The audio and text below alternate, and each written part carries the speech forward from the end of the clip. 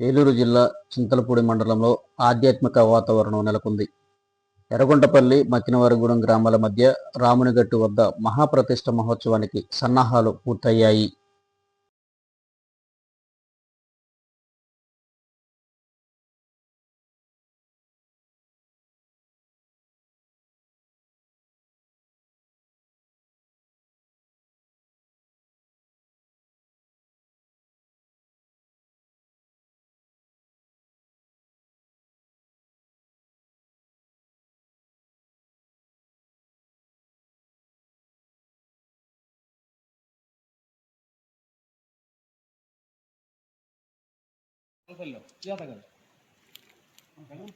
కల్లపల్లి మీకు బంధువులు ఉన్నారుగా, అదే వంశీ అను శివ వాళ్ళ అమ్మగారు.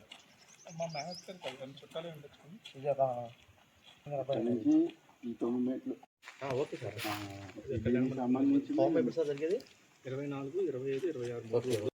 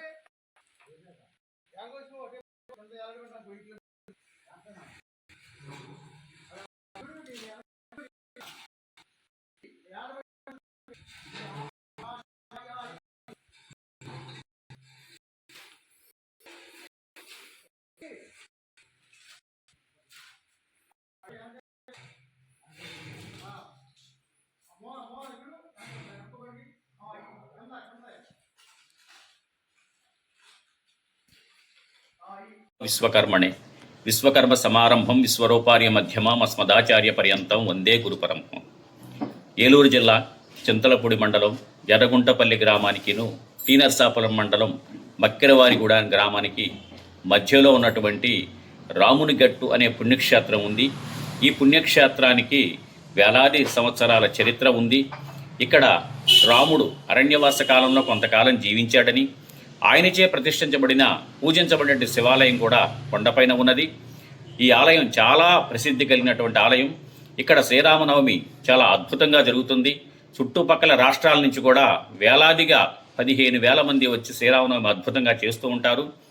మేమిక్కడ ఈ ఆలయ ప్రాంగణంలో విశ్వకర్మ పరమాత్మ ఆలయం నిర్మించాలి అని చెప్పి మా కమిటీ సభ్యులు మేము అందరం భావించుకున్న సందర్భంగా విరాట్ స్వరూపుడైనటువంటి ఋగ్యజు సామ అథర్వణ వేదాలలో సృష్టికర్తగా, ఆహార ప్రదాతగా, ఆరోగ్య ప్రదాతగా, ఐశ్వర్య ప్రదాతగా కీర్తించబడినటువంటి, ఉపనిషత్తుల్లో కూడా అత్యున్నతమైన మహోన్నతమైన స్థానంలో ఉండి పూజలు అందుకున్నటువంటి విశ్వకర్మ పరమాత్మ దేవాలయం మన రామునిగట్టు ఆలయ ప్రాంగణంలో ఆ మెట్ల దగ్గరనే కళ్యాణ మండపం స్థానంలో నిర్మించడం జరిగింది.